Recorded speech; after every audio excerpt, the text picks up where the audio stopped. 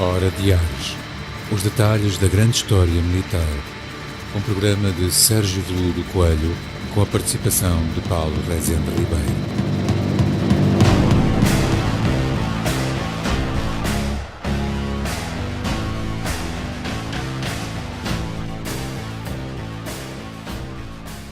Olá, Paulo. Olá, Hoje estamos cá novamente é verdade. para falar mais Hoje sobre vamos uma falar- guerrinha. Ok.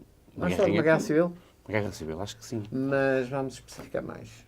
Porque a guerra civil é longa, não dá para o programa todo. Pois temos que ser específicos e curiosamente temos um bairro no Porto com o nome dessa guerra. Pensou o que é? Cerco do Porto. É o Barro do Cerco. Exatamente, o bairro do Cerco do Porto, completo. Exatamente. Acho que é assim. É o Barro do Cerco. É o Barro do Cerco, mas é remédio para o Cerco do Porto. Aliás, onde está situado o Barro do Cerco era uma das linhas do Val de Campanhã, onde estava, de um lado, as linhas miguelistas, do outro lado, as linhas liberais. Não, o Cerco do Porto, aquilo que hoje vamos falar assim, de forma sintética, Sim. mas de maneira a deixar assim uma pontinha de gosto para os nossos ouvintes, Para quem quiser saber espectadores, mais, para quem quiser saber mais, vamos dar assim fica umas com o pistas. mote dado. Não, o Cerco do Porto é a parte importante da Guerra Civil, ou das guerras liberais. Há muitos nomes.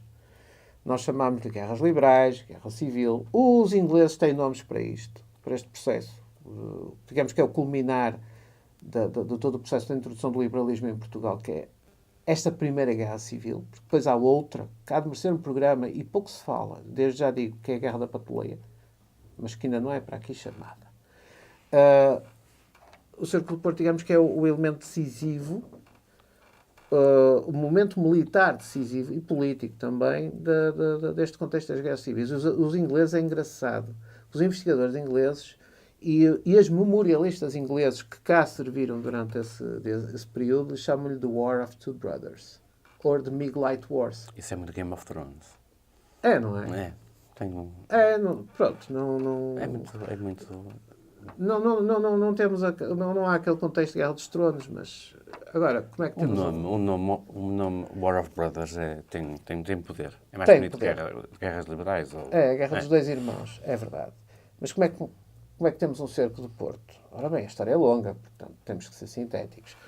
Se queremos ter um ponto de partida, há dois pontos de partida que têm tratamentos depois adiante, noutros programas. Um são as invasões francesas, ou o contexto que vem às invasões francesas, e depois o outro, que é o pronunciamento militar de 24 de agosto de 1820. Chamar-lhe revolução é romântico, mas na verdade é um pronunciamento militar.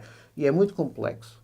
Por isso eu digo que terá que ter um programa, porque é muito mais complexo. As pessoas pensam que aconteceu tudo no dia 24 de agosto. Não. Houve toda uma série de movimentações. Há uma análise muito bem feita sobre isso do Vasco Polido Valente, um livro já com uns 20 e picos anos, que até estive a ler recentemente, e que aponta para a complexidade do processo de 24 de agosto. Agora, se estamos a falar de um contexto do liberalismo em Portugal, obviamente que o 24 de agosto, digamos que é o ponto de partida oficial. Quer dizer, poderia ter sido o enforcamento do Gomes Freire de Andrade, mas como um sucesso é o 24 de agosto.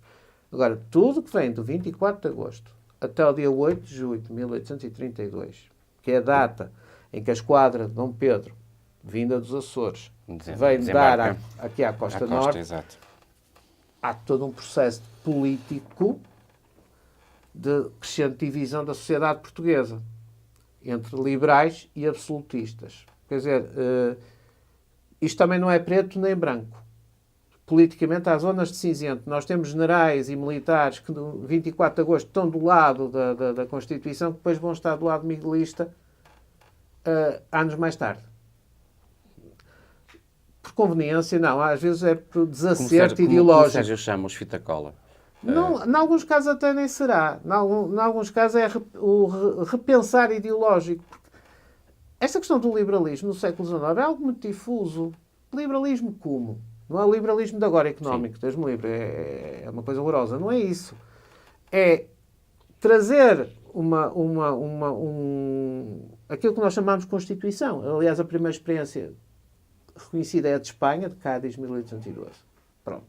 que é a Constituição La Pepa, Constituição de Cádiz, que é um Estado não abdicado à monarquia. Não estamos a pensar ainda num ideário republicano, embora isso já começasse a existir em vários pontos da Europa, nomeadamente na Itália, durante o período das primeiras invasões, não é bem napoleónicas, francesas na Itália, Napoleão ainda... Temos aquela questão mas isso é posterior, na questão do Brasil, quando o Garibaldi andava o Garibaldi ideais republicanos por todo o lado. O Garibaldi foge para o Brasil em 1831 exatamente pelos seus ideais liberais, porque é perseguido pelos sardos e pelos austríacos. Portanto, nós somos um caso dentro de todo um movimento europeu, claro. Agora, tudo que vai de 1820 a 1832 passa por todo um processo que realmente tem que ser visto à parte, mas que culmina no cerco do Porto, que é, digamos assim, o grande momento militar, o primeiro grande momento militar do liberalismo e do triunfo do liberalismo. Porque também o cerco do Porto, muitas vezes, é visto como uma guerra civil no seu todo. Não é.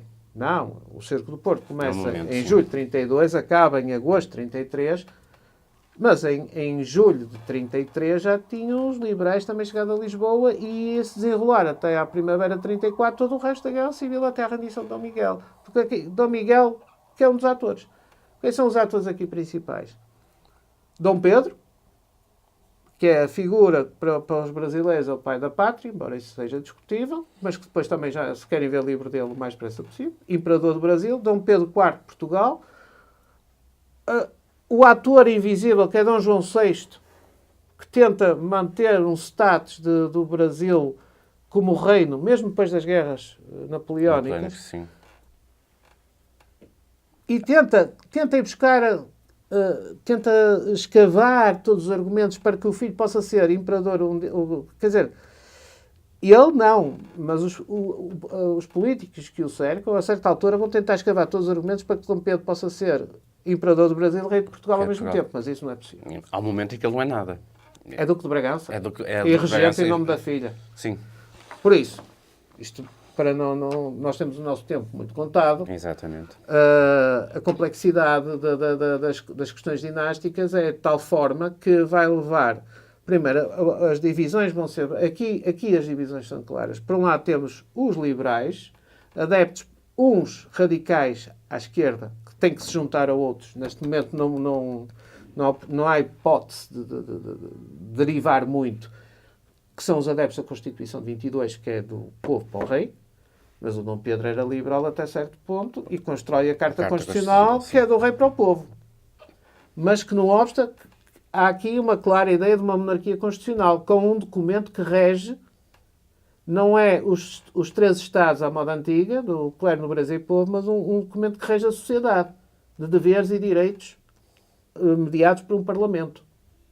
Nem são cortes, estamos a falar de um Parlamento. Do outro lado, temos um ideário do Dom Miguel, portanto, outro filho de Dom João VI, não é? Tirando as meninas, as raparigas, no qual se destaca e fica sempre esquecida a infanta Isabel. Que chegou a ser regente. Chegou a ser regente, tentou moderar ao máximo esta situação. Temos Dom Miguel, que é considerado como absolutista.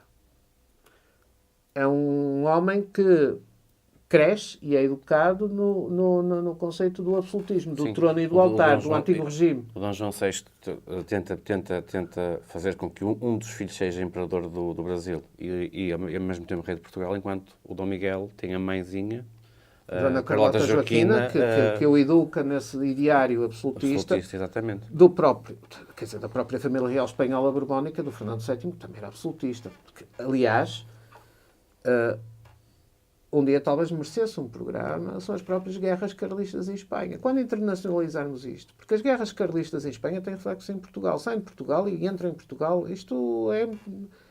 Há aqui uma fluidez de movimentos entre as fronteiras, por vezes é muito curioso de observar.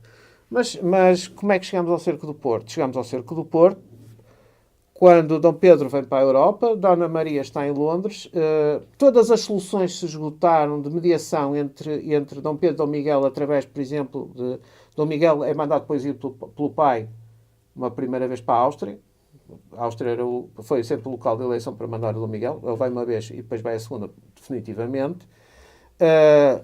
Chega-se ao ponto de Dom Pedro propor casar a filha com Dom Miguel, com o próprio tio, para evitar a guerra civil. Ele, sim, diz que sim a tudo, que até jura a Carta Constitucional, no fim não cumpre nada, porque ele quer manter no poder e andamos numa sucessão de golpes, contra-golpes do exército e das tropas fora do exército. Porque isto aqui há uma grande diferença entre o exército de linha, isto é uma análise do Vasco Polido-Valente, e os exércitos que se formam fora da linha, os voluntários, os batalhões de guerrilha, quer dizer, não é batalhões de guerrilha, são as guerrilhas, os batalhões voluntários para um lado e para o outro, milícias, ordenanças.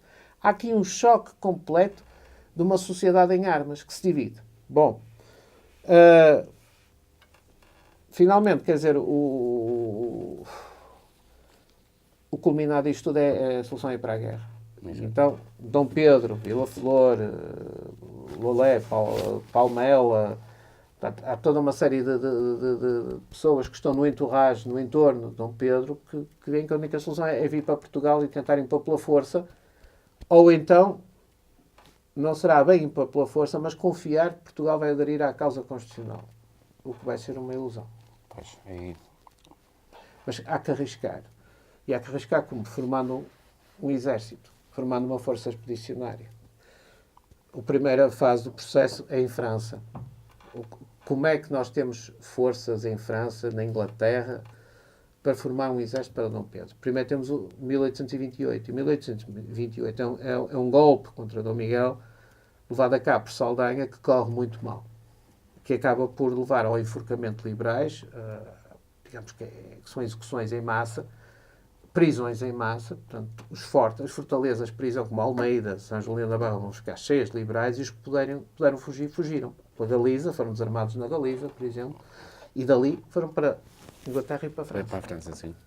Ora, quando Dom Pedro já está na Europa e se decide criar um governo sombra que é encabeçado por Mouzinho da Silveira, para todos os efeitos, é a figura que sobressai, não é a única, José Estevão também faz parte. A verdade é que é preciso formar o exército, é preciso arranjar dinheiro.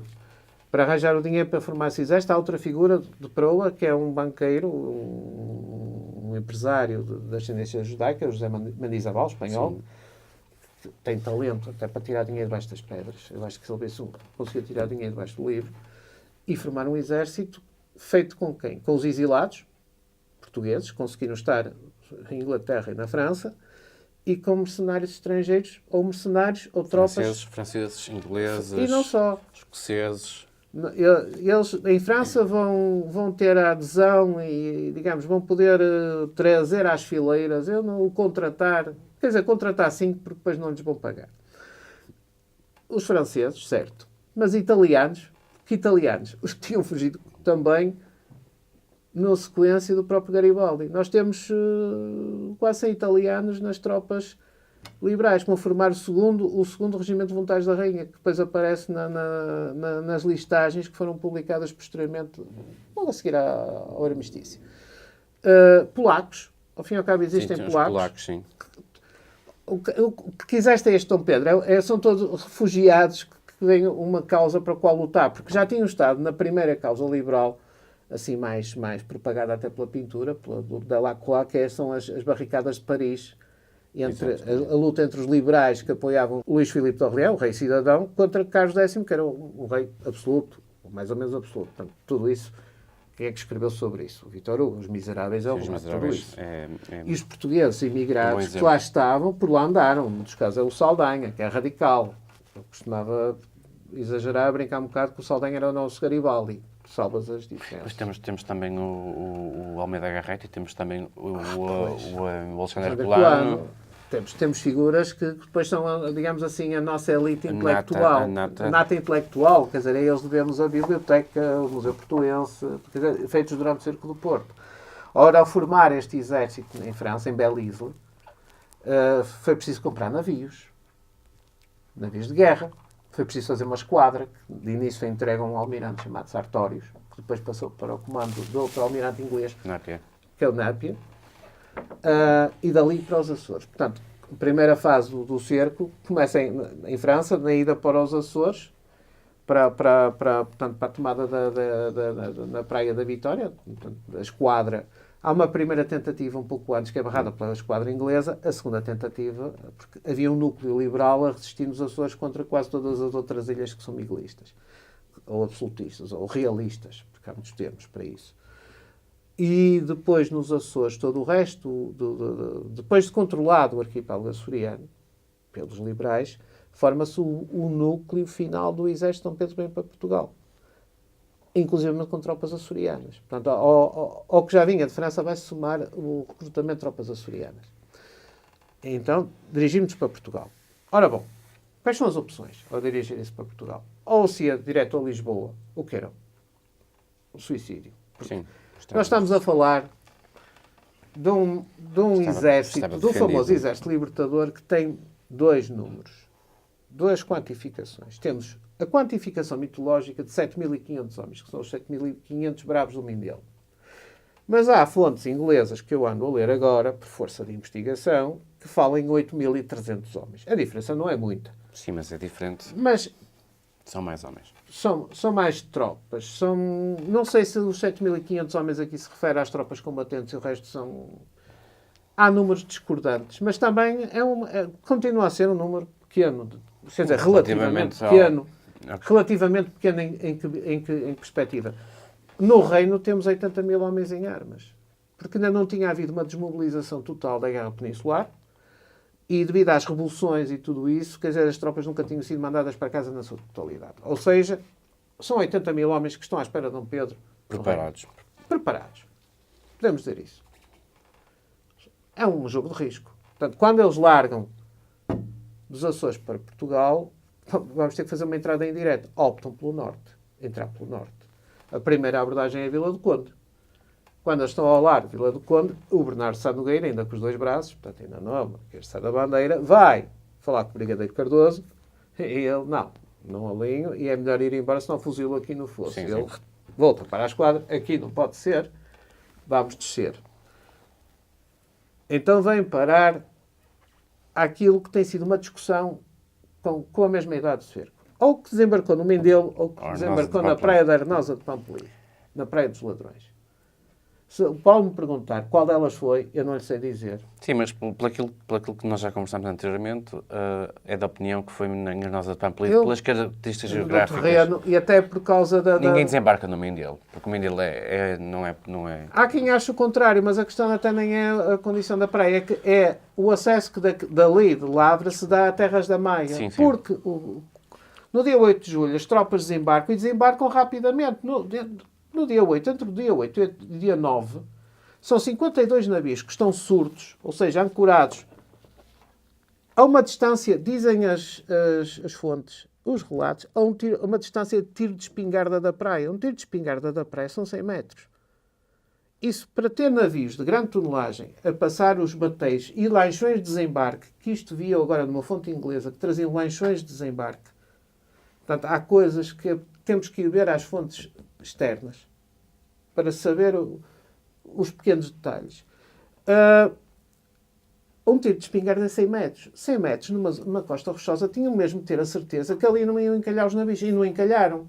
Porque mal a frota do Sartório desembarcou as tropas para a terra e elas começaram a vir pelo centro da Maia, pelo eixo de Moreira da Maia até o Montes Burgos e do Montes Burgos até o Carvalho. A frota zarpou ao longo da costa para se dirigir a Lisboa. O que deixou um bocado o exército desprotegido. Mas isto foi um compromisso que era para tentar controlar o eventual aparecimento também da frota miguelista, da frota absolutista, que não é uma frota como a liberal, é uma frota de guerra que ainda está relativamente bem conservada desde os tempos da Guerra Peninsular. Estamos a falar de naus de linha, navios pesados. As mesmas que o Napoleão queria quando Exatamente. mandou para cá os Algumas delas são. Enquanto que a Marinha Liberal, os navios mais pesados que têm de combate são 3 fragatas. Digamos assim, são pesadas, não é fragata ligeira, que tinham sido adquiridas em Inglaterra à Companhia das Índias Orientais. A Companhia das Índias, que nós conhecemos. Portanto, quer dizer, é preciso gerir os meios não só de forma estratégica, mas na própria tática. Mas temos aqui uma questão. Esta questão é um enigma. Quando o Santa Marta sabe que as tropas liberais desembarcaram em Arnosa de Pampolido, vamos acreditar que foi em Arnosa de Pampolido, e com um poder militar suficiente para receber as tropas liberais, decide fugir. O que é que lhe passou pela cabeça? Ele será que fugiu ou retirou? Porque há aqui várias situações. Uma, o Santa Marta tinha feito deslocar. O Santa Marta terá assistido ao desembarque com uma pequena força. Ele saiu do Porto porque foi avisado pela cavalaria, por piquetes de cavalaria, que estava a haver um desembarque ali. Terá observado. E uma das coisas que pode ter gostado a querer é como é que só vem este número de homens? Um militar, um general experimentado, sabe que 7.500, 8.200, os que forem, ele tinha mais de 13.000 homens na guarnição do Porto. Aliás, tinha-se dado ao luxo de deslocar homens para Vila do Conde. Ele reforçou Vila do Conde. Portanto, até podia... O brigadeiro, que estava em Vila do Conde, podia ter atacado o Exército Liberal pelas costas. Só que a verdade é que ele não tinha a noção se vinha mais gente. Pois. Isso é uma das hipóteses. Outra das hipóteses é deixá-lo entrar o mais possível, porque se ele o ataca ali junto a Arnosa de Pampolido, podemos ter um problema que fica na mesma. Ele reembarca, conforme rapidamente desembarcou as tropas, volta a embarcar. Rapidamente reembarca na frota e voltamos a ter um problema que se vai voltar a colocar mais tarde. Santa Marta pode ter optado por fazer algo que... Ele foi censurado por se retirar e pode ter até agido de forma muito inteligente.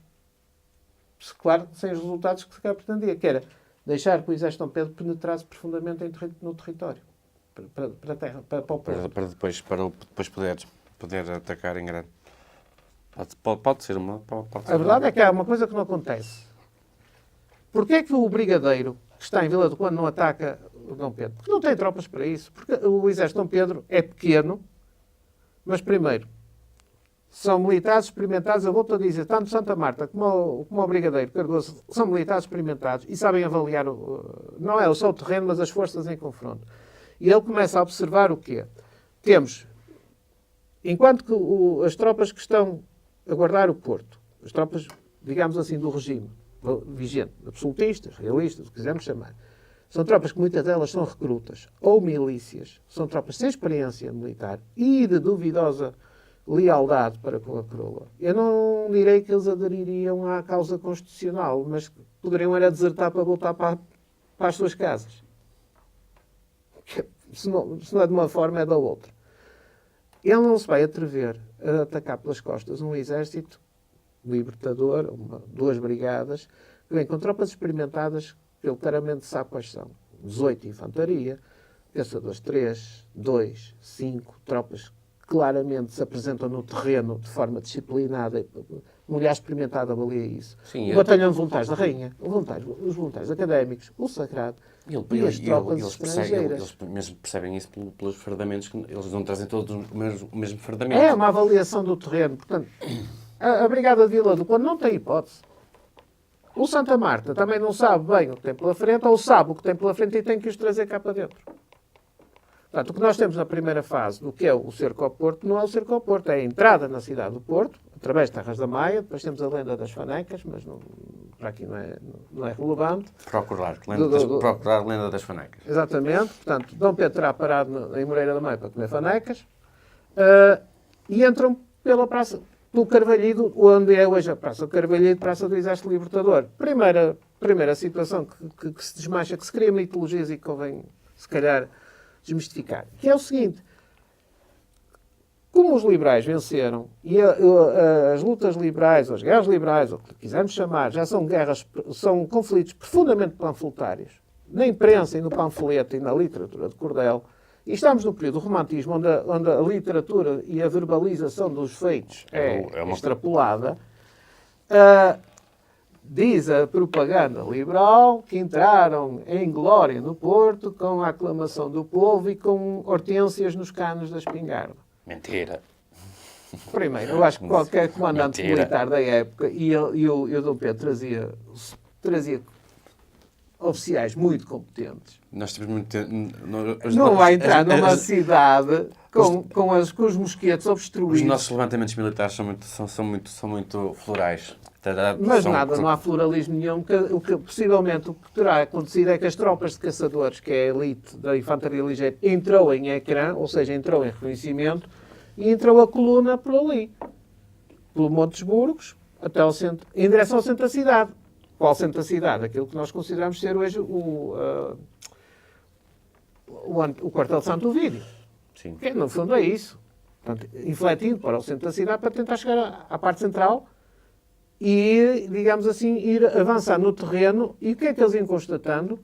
Silêncio nas casas, quase certeza. Porquê? Porque os portuenses tinham a memória dos enforcamentos de 1829. E tinham mesmo a memória dos saques e da Exatamente. da segunda, principalmente. E aqui temos que mudar a visão que eu falava. Se temos oficiais experimentados do lado miguelista que tentam avaliar o exército libertador, vem com o Dom Pedro à frente. Nós temos uma população que não sabe avaliar. O que é que vê? Quer dizer, quando abre assim a geluzia da janela, vê assim uma série de tropas a marchar, mas todas as cores, a falar línguas diferentes. Possivelmente, quer dizer, não sei se Dom Pedro vinha a pé ou se vinha num cavalo tipo pileca, com 3 peçazinhas de artilharia que tiveram que ser puxadas à mão. Quer dizer, o cidadão comum terá olhado para aquilo, o que é que vem por aí, outra vez, e o que é que vem por aí? Fecha outra vez a geluzia. Isto não é nada comigo. Ora, a surpresa, ou não, do dispositivo liberal é começar a entrar no Porto e não encontrar resistência. Onde é que está o exército de Santa Marta? Já estava, por alturas de Grijó, quase em Valdecâmara. Para Oliveira das Meias. Sim. Ele recuou bastante. Mas se eu tivesse intenções mesmo de fugir a sério, tinha fugido. ele teria passado o Volga. Sim. Ele não passou o Volga. Ele foi-se pôr nas alturas de Oliveira das Meias e aguardou. Aliás, porque ele não tem o exército dele concentrado em Oliveira das Meias. Ele tem brigadas que também estão em Penafiel, estão em Valongo, estão à volta do Porto.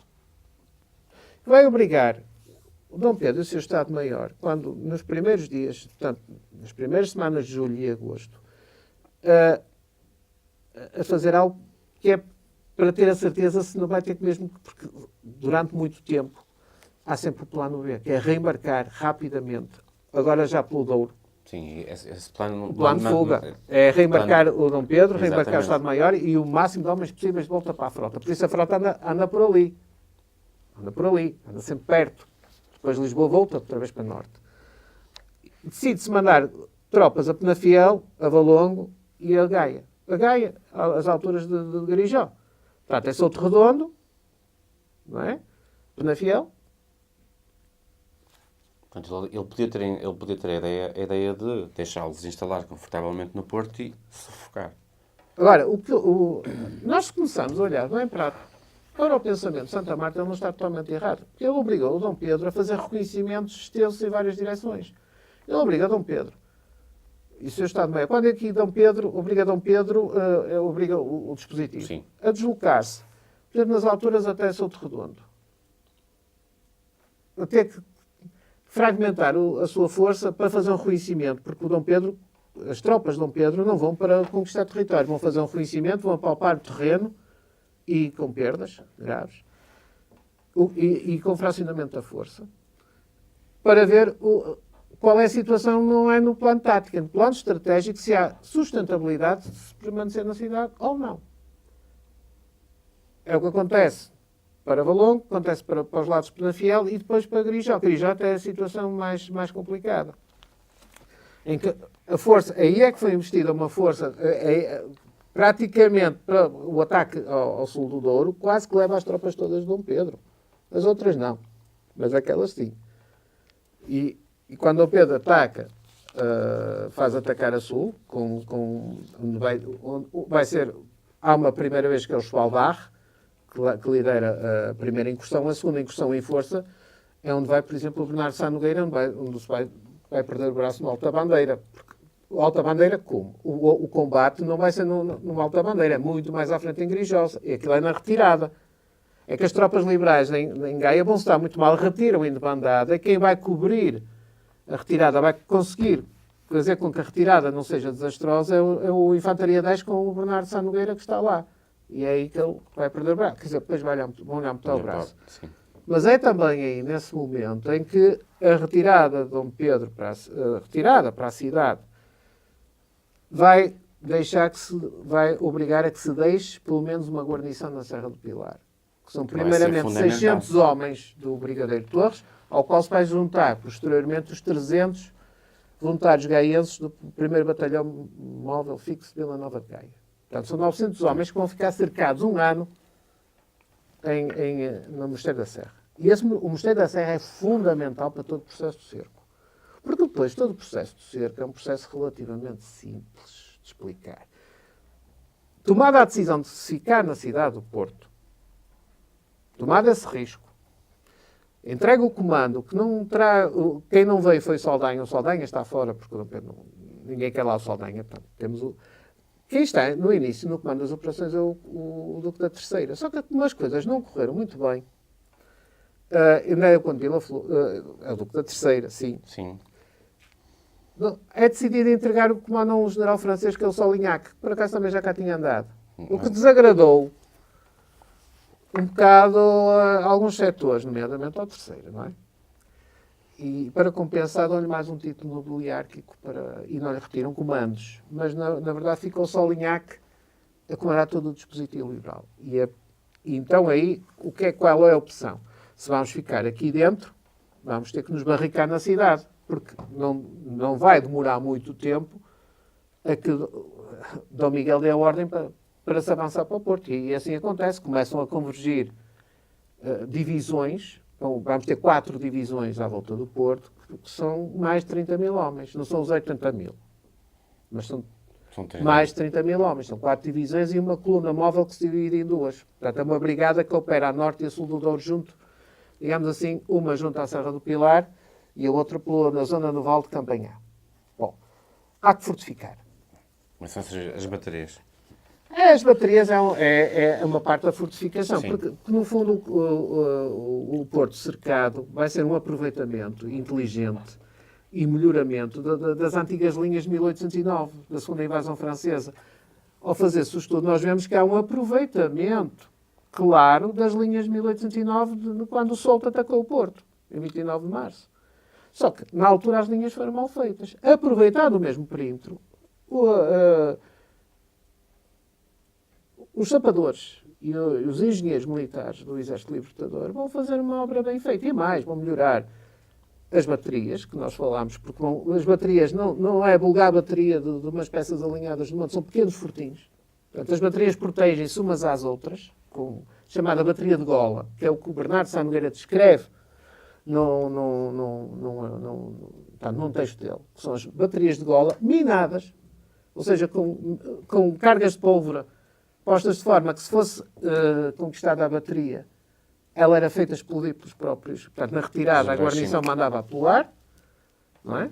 E as linhas, então, vão ser construídas nessa forma, com estacarias, com fossos, fortificando casas ou demolindo casas e muros.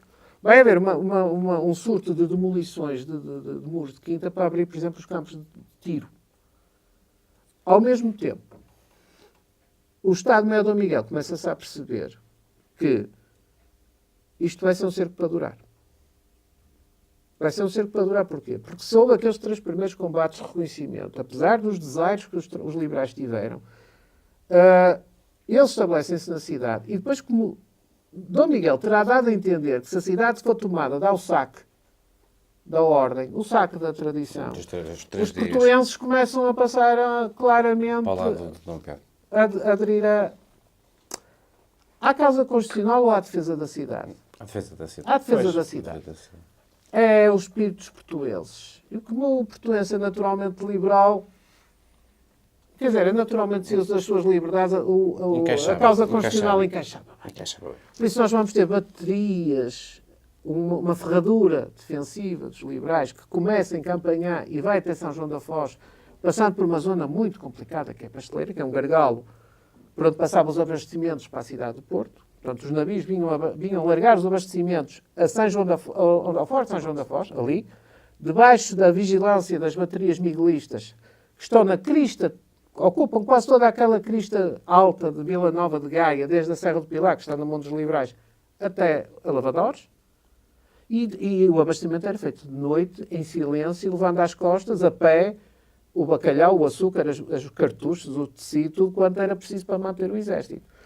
Há 3 navios ingleses que entram no Douro, que era para evacuar as famílias inglesas, já quase estou a pensar no Julguinis, no caso a queda da cidade, que é a Fragata Orestes e dois brigos, que eu agora não me recordo o nome, que ficam surtos, ficam atracados no Douro, a assistir à troca de tiros entre um lado e outro. Há um episódio, muito rapidamente, em que há uma incursão dos liberais ao lado sul do Douro para ir buscar pipas de vinho e corre mal, porque os barqueiros fugiram todos. E os liberais ficaram isolados no lado sul e são atacados pelos miguelistas. Então muitos dos liberais, das tropas liberais, tentam buscar refúgio nos navios ingleses e não podem entrar porque é território natural. Portanto, muitos atiraram-se à água, foi um fracasso. Portanto, temos estes desaires. A juntar a isso, temos é que os miguelistas, contando que o cerco vai ser longo, já não vão fazer ataques, não vão concentrar tropas e limitar-se a atacar. Vão construir obras de cerco. Se temos obras defensivas, vamos ter obras de cerco. Ou seja, conforme os liberais construíram toda uma rede de fortes e baterias ao redor do Porto até São João da Foz, também a distâncias de tiro, de artilharia, os miguelistas fecharam o Porto no anel de ferro. E Vila Nova de Gaia, que está completamente cercada. Aquilo há datas. A Batalha 29 de Setembro, 1832, poderia ter caído o Porto pela Rua do Heroísmo, que era a Rua do Bispo. É um ataque em força que vai desde o Val de Campanhá até o Val das Antas. Poderia ter caído o Porto. Os miguelistas entram até ao Largo de Mijavelhas, que era o campo 24 de Agosto. Hoje em dia, as pessoas olharam para... entraram 500 metros. 500 metros, naquela altura, num rompo de ruptura dispositiva, era muito complicado. O que terá salvo a situação foi outras obras de engenharia que eu iria mencionar, que havia as obras exteriores, mas inteligentemente fizeram-se obras interiores de bloqueio. Cortar ruas, fazer paliçadas. Ou seja, se cedesse a linha das trincheiras, das fortificações, a própria cidade estaria obstaculizada a um avanço do inimigo. Terá sido isso que retardou os miguelistas a 29 de setembro, naquela zona, e permitiu um contra-ataque que durou todo o dia e que acabou, quando não houve munições, à baioneta e à coronhada. Um cenário bastante edificante. Entre portugueses, mas metendo muitos estrangeiros pelo meio. Muito edificante. Não é? Portanto, por outro lado, em Gaia, os portuenses assistiam à tragédia em Gaia, 14 de outubro, por exemplo, de 32. A 14 de outubro há um grande ataque a Gaia. E que resistiram. Aliás, setembro, outubro, novembro, até ao final do ano 32, os miguelistas tentam fazer Vila Nova de Gaia cair, o Bastião da Serra. É inacreditável a capacidade de resistência, porque se cai a Serra do Pilar, faz toda a diferença. Precisamente. Era isso mesmo que eu ia dizer. Eu acho que o que manteve o espírito durante o cerco do Porto, que está amplamente documentado, nós aqui só estamos mesmo a comentá-lo, porque ele está amplamente documentado, há leituras que são deliciosas sobre o cerco do Porto, nossas e estrangeiras, e que se tem acesso online, como eu digo, pelo Google Books, etc. Eu acho que uma das coisas que manteve os portuenses sempre animados era ver aquela bandeira constitucional a tremular. Eu gostei do termo tremular. Tremular. Do outro lado. Nas posições dos polacos da Serra. Porquê polacos da Serra? É verdade. É homenagem. Os polacos da Serra. Polacos, porque é homenagem aos polacos que resistiram contra os russos em 1830. E este cerco do Porto só acaba em agosto. Vá lá, a última batalha é 25 de julho de 33, já também com o general francês a comandar as tropas miguelistas. Isto era uma coisa... Isto era um programa enorme que dava, mas para dar aquele cheirinho. Mas para terminar, o cerco do Porto praticamente é levantado quando os liberais também já tinham entrado em Lisboa. Exatamente. Entram pelo Algarve e chegam a Lisboa rapidamente. E a concluir esta nossa conversa, sem dúvida, que o que vai permitir a vitória dos liberais no restante teatro de operações a sul do país, porque depois passa para Lisboa, Santarém, Évora, Évora-Monte, portanto, a Ceiceira, Almoster, é a vitória aqui no Cerco do Porto. É a resiliência que permitiu aumentar os efetivos do Exército Libertador, ou do Exército Liberal, levar a que haja uma adesão, mudanças até de campo de unidades carmelistas para a causa liberal e levar a bom porto a vitória na Guerra Civil. Nesta. E concluímos aqui, porque depois vai haver uma segunda. Um dia vamos falar sobre a Guerra da Patuleia, que é o ajuste de contas entre liberais. Paulo, fica feito o desafio. Ficamos por aqui. Ficamos por Hoje. aqui. É. E Foi um depois, cerco. depois vamos para a Patuleia, porque tem que ser. Temos que falar na Patuleia. Já agora que ficou no ar a Patuleia, temos que falar na Patuleia. Exatamente. Exatamente. Então eu vou falar consigo outra É um vez. prazer.